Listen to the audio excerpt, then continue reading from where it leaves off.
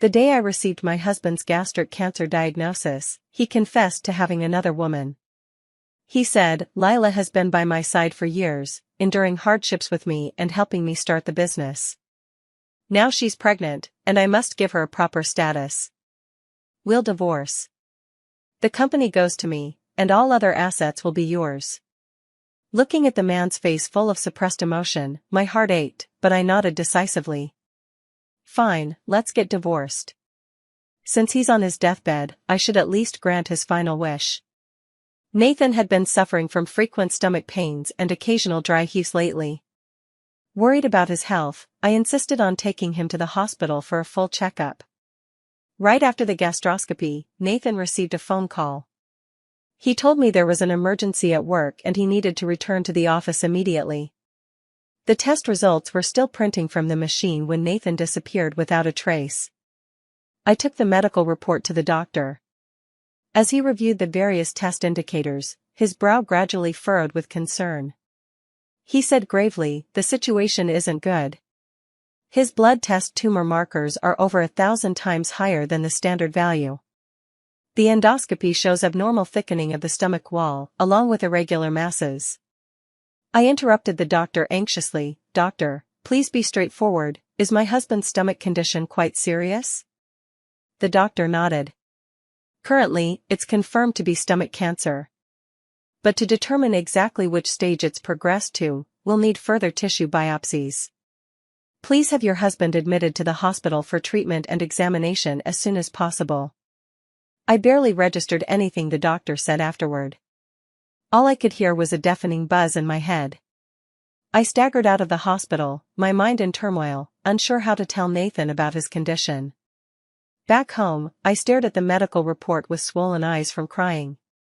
I couldn't imagine how I'd survive after losing him. As Nathan's usual return time approached, I suppressed my grief and went to the kitchen to prepare dinner for him. Over the years, Nathan had frequently entertained clients with alcohol while negotiating business deals. The prolonged drinking had given him chronic stomach problems. To nourish his stomach, I made different types of stomach-nourishing porridge every day. His diet was always light and mild. Fearing that outside food might be too greasy, I cooked his lunches daily and drove to his company just to deliver them. Yet despite all this meticulous care, we still couldn't escape fate's cruel twist. The thought of my handsome husband facing chemotherapy and radiation treatments made tears flood my eyes once more. When Nathan returned, the sky had already turned completely dark. Having cried for too long, my mind was somewhat muddled, and I lay weakly sprawled across the dining table. Seeing me, Nathan couldn't help but frown. "If you're tired, go rest in the room. What's the point of lying on the dining table like this?" I forced myself to sit up, desperately trying to organize my thoughts. I was struggling to find a gentle way to tell him about his illness. When I remained silent for a long time, Nathan impatiently loosened his tie and said, "I've already eaten outside. Have your meal alone. I'll go take a shower first." With that, he went straight upstairs. By the time I took the test results and followed him, Nathan had already finished showering and was in the study. I knocked on the study door. "Honey, are you still working?" Nathan's indifferent voice came from inside. "Yeah, busy." I stood there for another 2 minutes before speaking again. "There's something I want to talk to you about. Can I come in?" There was silence for a long moment before he replied, "I have a video conference coming up soon. Let's talk about this later." I sighed quietly. Ever since the company went public, Nathan had become increasingly busy with work.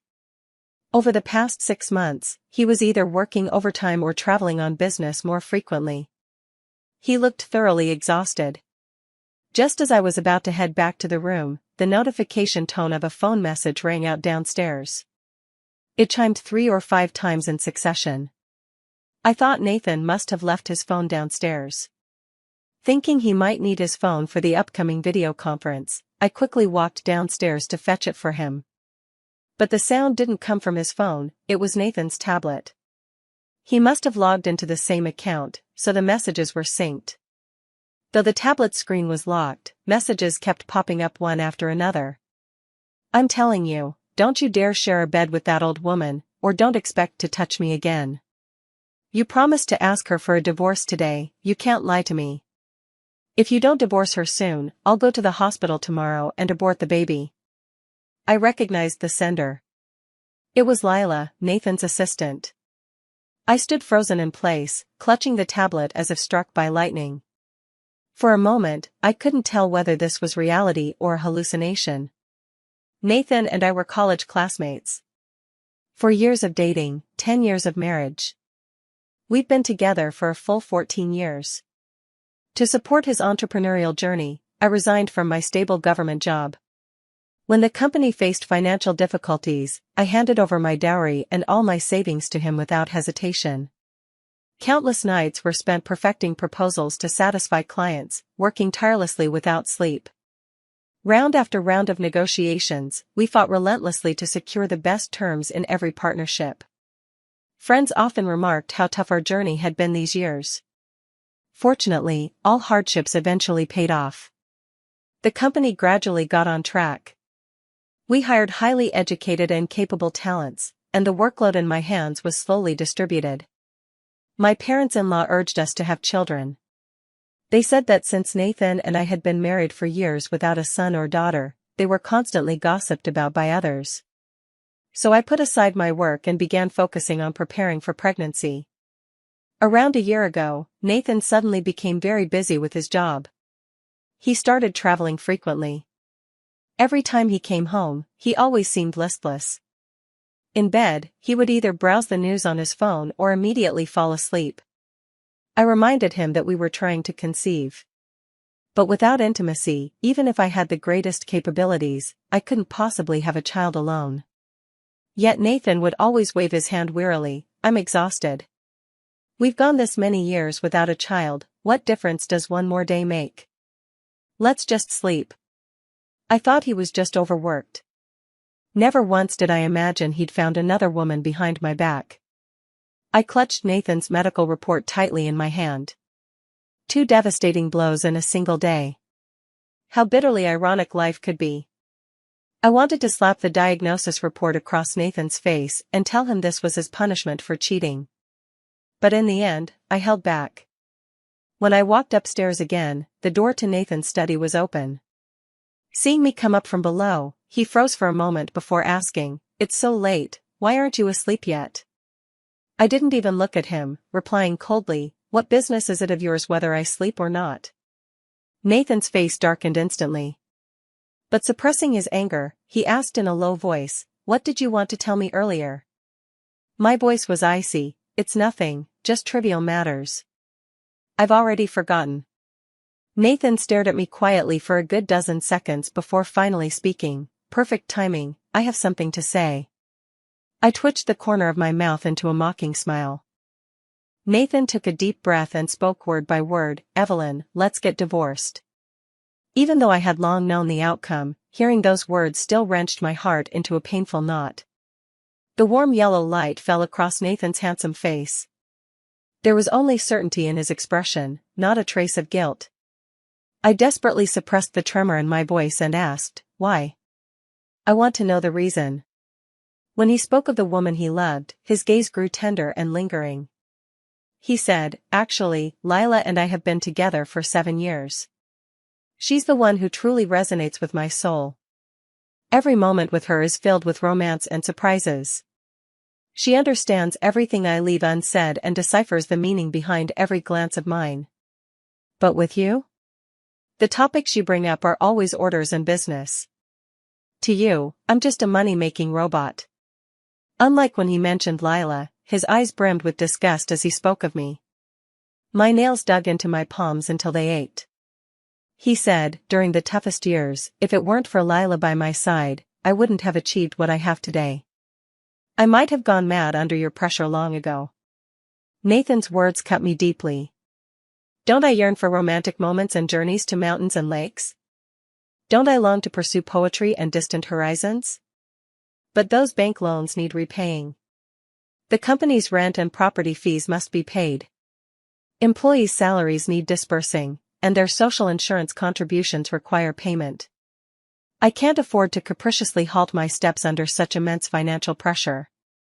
Having chosen entrepreneurship means inevitably enduring more hardships, bearing greater stress, and shouldering heavier responsibilities than when employed. Words cannot describe my heartbreak and disappointment. I let out a scornful laugh. So your so-called soulmate turns out to be an affair. Your souls truly do match then, I could never compare to you two. Nathan's face flushed crimson instantly. Yet his gaze gradually turned ice cold. No matter what, I'm determined to divorce you. Lila is pregnant, the child is mine. Tears betrayed me and welled up uncontrollably. The memory of Nathan pursuing me years ago remained vivid before my eyes. Now he was telling me another woman carried his child and he wanted a divorce. I raised my hand and slapped him across the face with all my strength. Nathan, you're a beast. The biggest regret of my life was marrying you. Nathan's face was knocked sideways by my slap. He froze momentarily, then remained silent without another word. Nathan and I met on our college campus. He was the one who pursued me. Too nervous to confess, he drank a can of beer that day. His face flushed crimson, his ears burning red. He blocked my path to the library, stammering through his words, "Evelyn, I like you, would you be my girlfriend?" I looked at the handsome boy who stood half a head taller than me and unconsciously blushed. But I didn't agree. Who would accept a confession from someone who was drunk? Later, Nathan appeared at our dormitory entrance every day. He bought breakfast for me and my roommates, and saved seats for me at the library. My roommates all urged me to hold on to Nathan tightly, saying I'd surely regret it if I missed out on such a great guy. During our sophomore year, Nathan and I became a couple. He showered me with abundant love and a sense of security, once looking at me with sincere eyes as he promised, "Evelyn, in this lifetime, I'll only be good to you." How ridiculous. A man 3 parts drunk puts on an act to make you cry. From start to finish, the only one drowning in that delusion, unwilling to wake up, was me. Nathan's eyes finally showed a trace of guilt. But it wasn't directed at me. He pursed his dry lips and said, "Lila has been by my side since she graduated from college, accompanying me through the toughest days to where we are today. Now that she's carrying my child, I must give her the recognition she deserves." With tears streaming down my face, I retorted angrily, "Haven't I been with you since graduating from college? Didn't I stand by you through the hardest times until now?" Nathan said with an indifferent expression, "Yes, so I'll compensate you when we divorce." Compensate me? I laughed until tears streamed down. I married him right after graduating at 23. To save money during our startup, we squeezed into a 450 yuan a month basement together.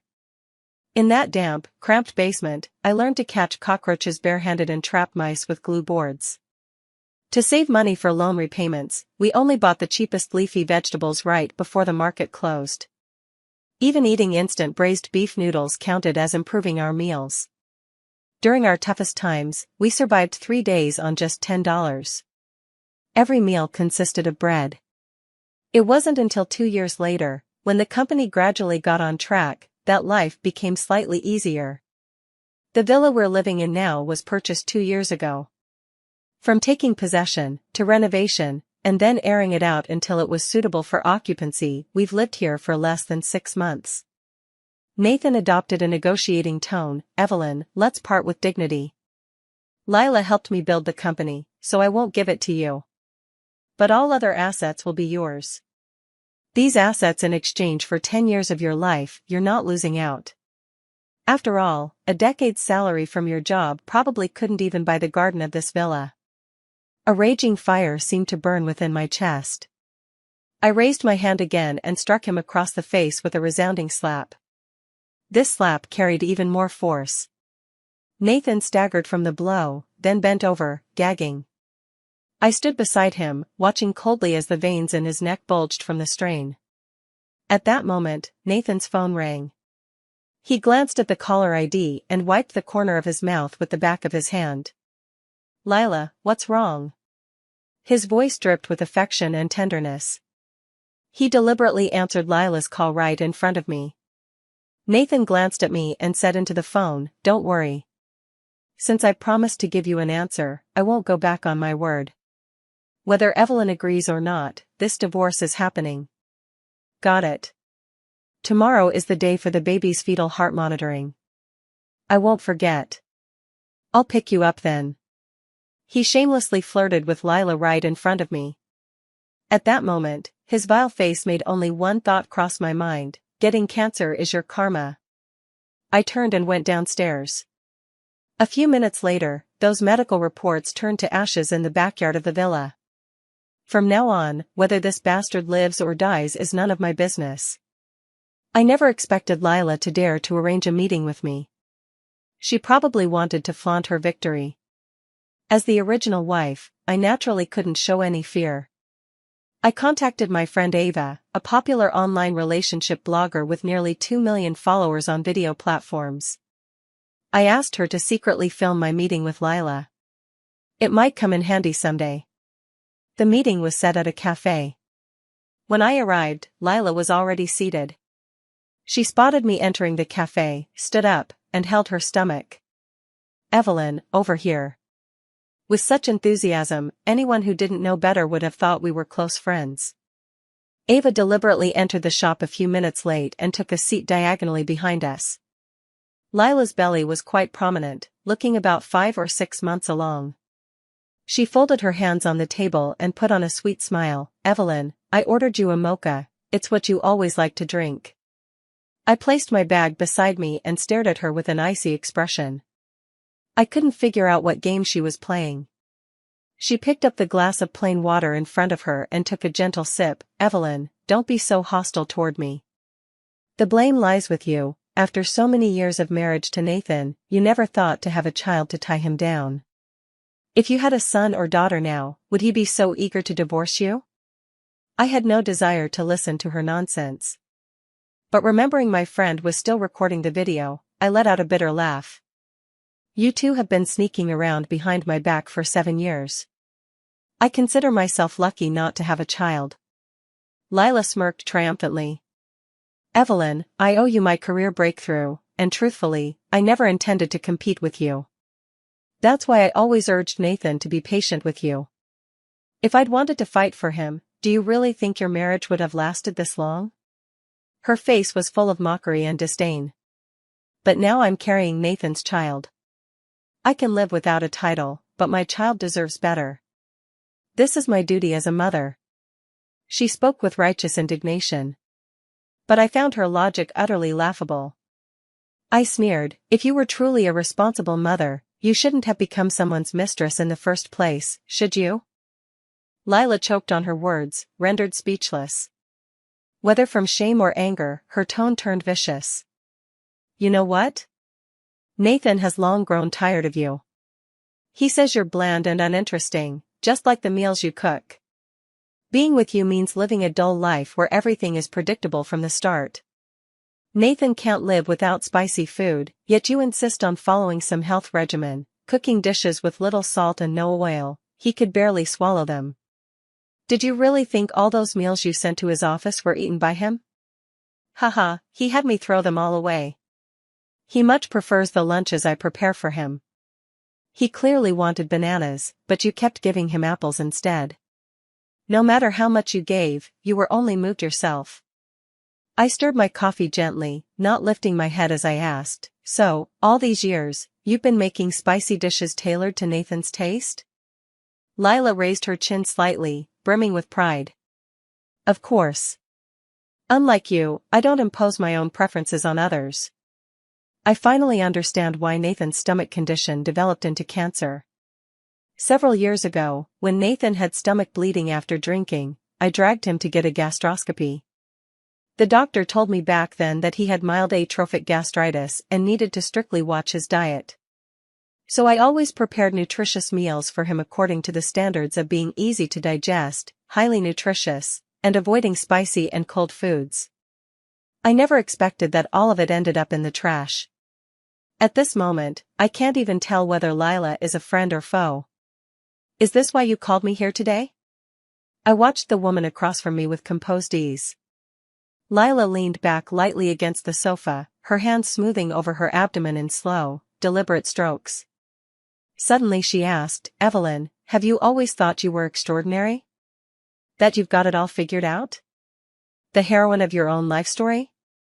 I frowned, unsure where this line of questioning came from. Utterly baffling.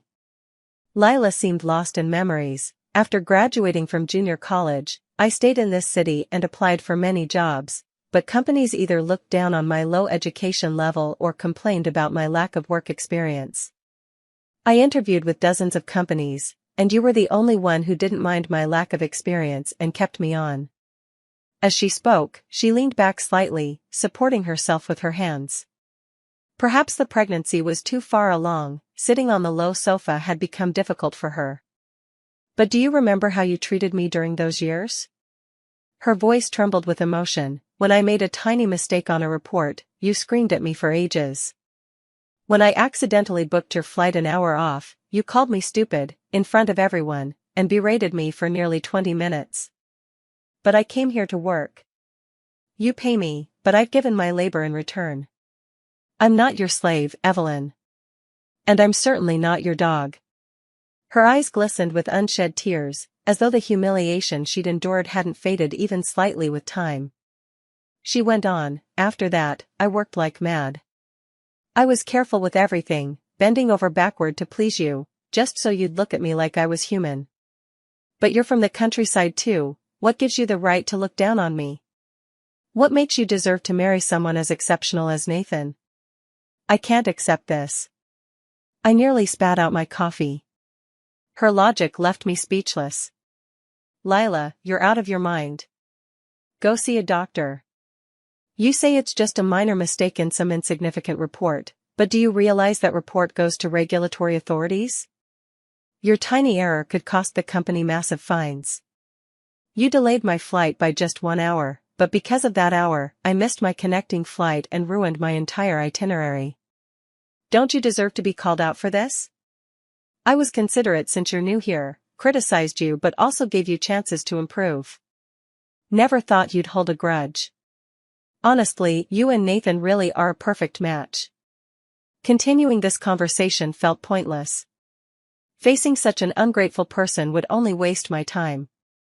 I smiled calmly, stood up, and said to her, all you want is to be with Nathan, right? I'll step aside for you. May the two of you stay in love till death do you part.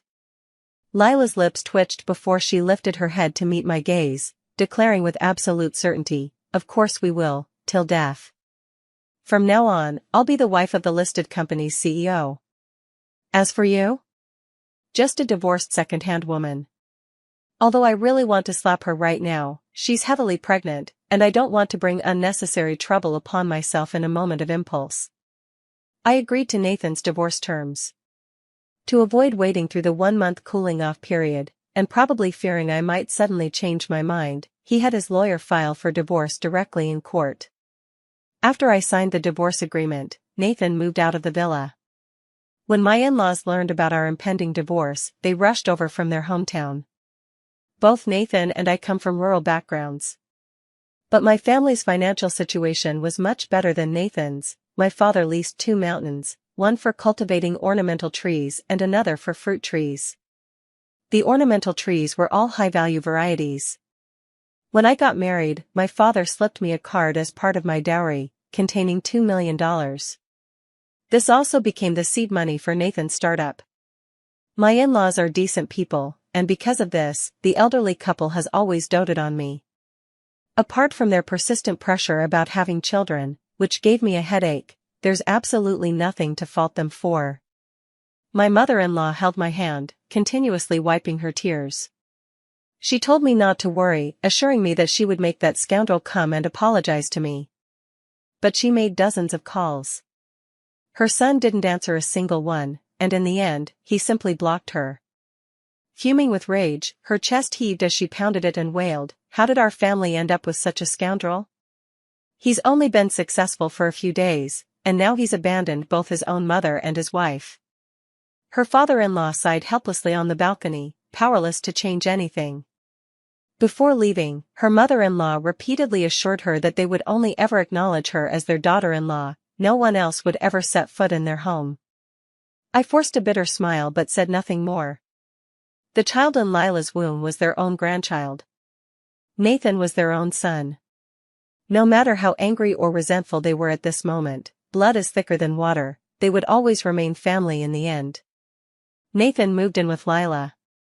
In Lila's daily posts, she flaunted all the gourmet dishes she prepared for Nathan. In the corner of those photos, Nathan's bony, prominent hands would always appear, along with his broad back. Looking at those pungent, mouth-watering dishes, I suddenly burst into laughter. Eat up. Just keep indulging for a while longer, let's see how many more days he can keep bouncing around. In just 2 weeks, I received the divorce decree. The assets under Nathan's name were gradually transferred to me.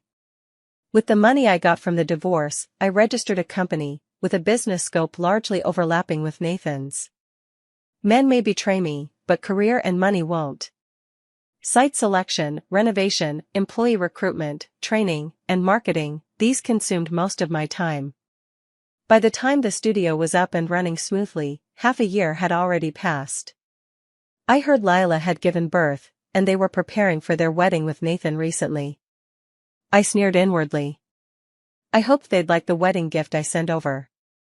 Lila rushed into my office just as I had finished seeing off a client who came to discuss a partnership. The moment she saw me, she charged at me like a madwoman. "Evelyn, you bitch. How dare you go to my hometown and spread rumors? I'm going to tear you apart." I scoffed. "Rumors? If you dared to do it, why fear others talking about it? Just answer me one question, did you personally say all those things written on the flyers?" After learning Lila was going to marry Nathan, I made a special trip to her hometown. I handed out the beautifully designed flyers I had prepared with a design company to every villager in their community. The content was about what she confessed to me at the cafe, how she betrayed trust, how she became involved with a married man, and how she got pregnant out of wedlock to pressure the legal wife. The designer deliberately printed the text in large font, fearing that elderly villagers might not see it clearly. Originally, Lila's family had been boasting in the village about how remarkable their daughter was, having landed a young and accomplished CEO of a listed company. Lila's parents had been flaunting it everywhere, and many had long been displeased. Now that everyone knew Lila had been someone's mistress, the villagers looked at her parents with contempt. Although Nathan quickly bought them a house in the city, having lived in the countryside for most of their lives, all their social connections were still with relatives and friends back home. No matter how they hid, they couldn't escape the rumors and gossip. I didn't want to see Lila make a scene at my office, so I had 2 female colleagues escort her out. After the glass door was locked, she banged on it and yelled, "Evelyn, just you wait. I'm going to find a lawyer to sue you. You just wait for the court summons." I sneered with disdain, completely unfazed, "Then I'll be waiting for your good news. You'd better keep your word. When the judge rules that I make a public apology, I'll release a statement across all platforms, offering my sincere apologies to you 2 shameless scumbags." I emphasized the words "shameless scumbags" with particular venom. Lila's face turned pale, then flushed with anger. I waved at her dismissively and turned away gracefully, heading back to my office. Of course, I wasn't going to let that disgusting scumbag off the hook while only dealing with Lila. I just needed to wait for the perfect moment. And soon enough, that opportunity arrived. Nathan's company has spent 3 years developing a product that is about to hit the market. Over these 3 years, he has invested vast amounts of capital and manpower into this new product, securing countless investments.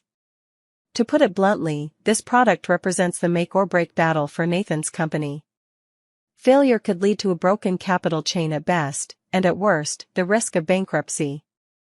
Nathan's company never had substantial capital to begin with. I had advised him to travel light and avoid going public, first to escape the pressure of financial disclosure, and second to minimize the risks associated with fundraising costs. Once a company goes public, even as the CEO, you no longer hold absolute decision-making power. But he wouldn't listen, insisting on having his way. Nathan Corporation's new product launch date was set for March 18th. On March 17th, I anonymously reported Nathan Corporation for tax evasion first. Then I reported Nathan Corporation for false advertising and engaging in unfair business competition. Finally, I reported that Nathan Corporation failed to legally provide social insurance for all employees. I even wrote to the fire department, reporting that Nathan Corporation had incomplete fire safety equipment. Nathan had just finished the new product press conference in the morning. In the afternoon, I had Ava help release the video of my meeting with Lila. The video title reads, "A company CEO known for his loving husband persona, married for 10 years yet secretly cheating for 7. In the video, Lila's face was blurred by her friend. Her voice was also altered. But the name Nathan that she repeatedly mentioned came through crystal clear. Ava was already an emotional blogger with millions of followers, so the video naturally gained significant traction when posted. Besides boosting this video's reach, I also contacted several marketing accounts to re-edit and repost the clip. The top trending search that day was Nathan's company launching a new product. The second to sixth trending spots were all about Nathan's marital affair. Nathan and his company became overnight sensations, for all the wrong reasons. Within just 3 trading days, Nathan's company stock plummeted by 37%, its market value halved.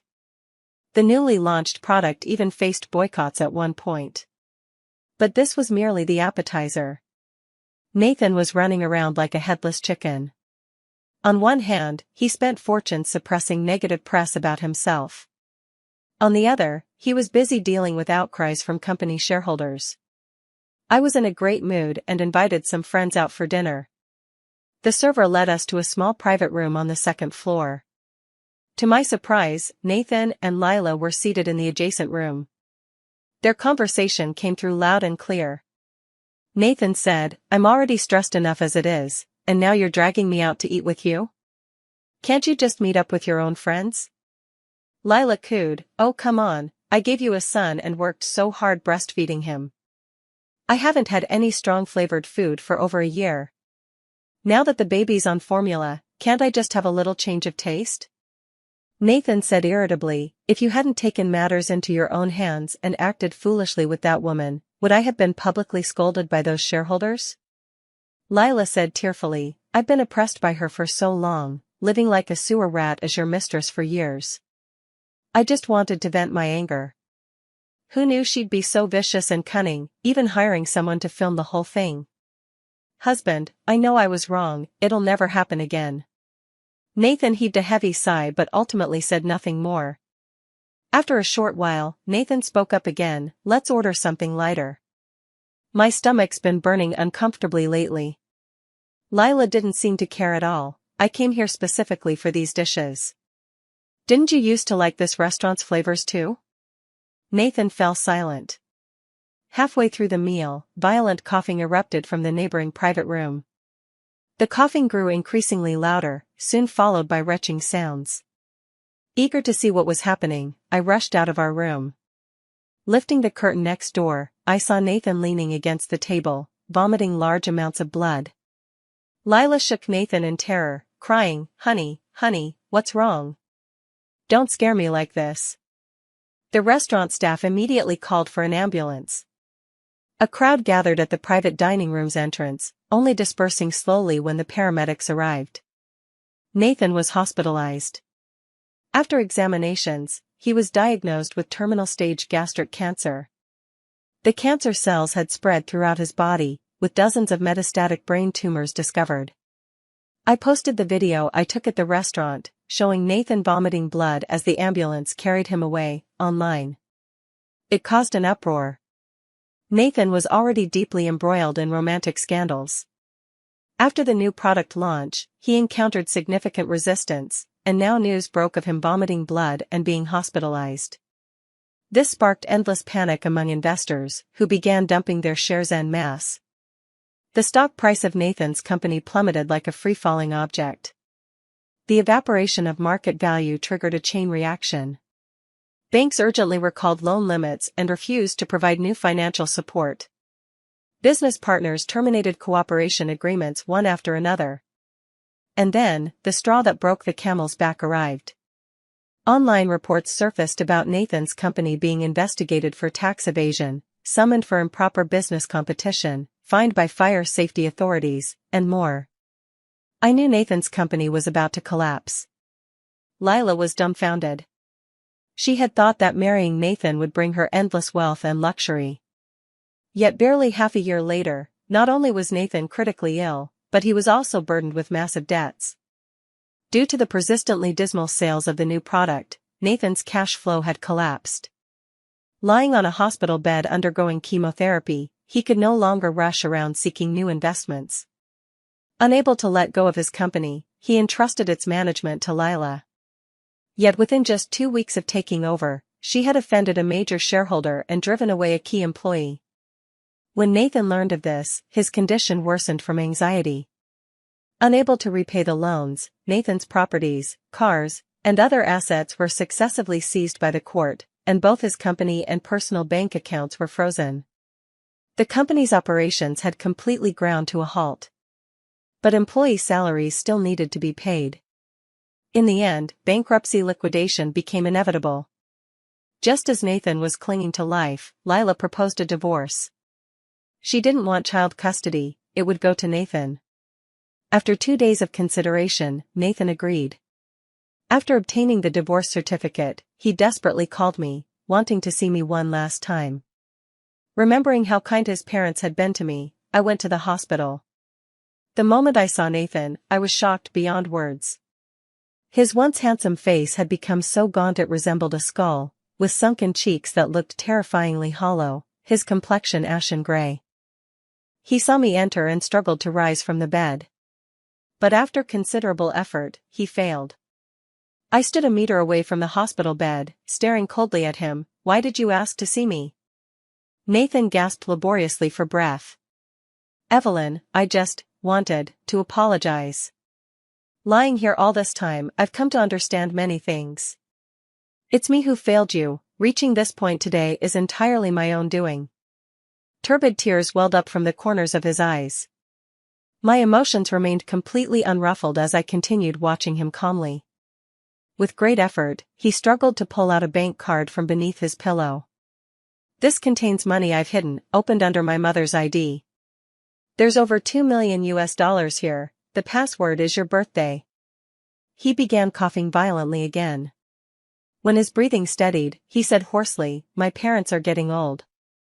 After I die, could you look after them a little for me? And, could you help my parents arrange my funeral affairs?" I didn't take the bank card. Nathan's arm grew weak from holding it up, and it fell heavily back onto the bed. I replied, "I don't think I have the time. You can ask Lila to take care of your parents, your funeral arrangements too, since she's your soulmate, after all. I wouldn't want to taint your path to reincarnation." Nathan opened his mouth, but no words came out. "Nathan, how dare you secretly give money to this woman? I didn't get a single cent in the divorce, and yet you're still thinking of someone else." The hospital room door was violently kicked open, Lila's eyes bloodshot as she swung her bag at Nathan's head. Once, twice. I didn't want to watch them tear each other apart like dogs, so I quietly withdrew from the ward. When I reached the nurses' station, I warned them that patients in room 702 were fighting. Not long after, news arrived of Nathan's death. He could have lived a while longer, but after Lila's violent beating, he lingered in the ICU for several days before finally passing. As for Lila, she was taken away by police on suspicion of intentional assault. What awaited her was the full punishment of the law. Not long after Nathan was buried, I received an envelope at the office. It was sent from the oncology hospital. Opening it, I found the bank card Nathan had given me in the hospital ward. He must have asked the hospital staff to mail it to me just before he died. During the divorce, I had already received the assets I was entitled to. I wouldn't take anything more, nor did I want any lingering ties with him. I took the bank card back to Nathan's hometown and handed it to his parents. It's no longer my concern whether they use that money for retirement or to raise Nathan's son. Nathan's mother invited me to stay for dinner, but I politely declined. There was a time when I was fortunate enough to be family with them. But that connection has run its course, and we must now go our separate ways. On the way back, the gloom that had lingered for days finally lifted completely, and long-missed sunshine broke through the clouds. I rolled down the window, and a breeze carrying the fresh scent after the rain ruffled my hair. I gently pressed the accelerator, and the car sped up. I was rushing toward a brand new chapter of my life.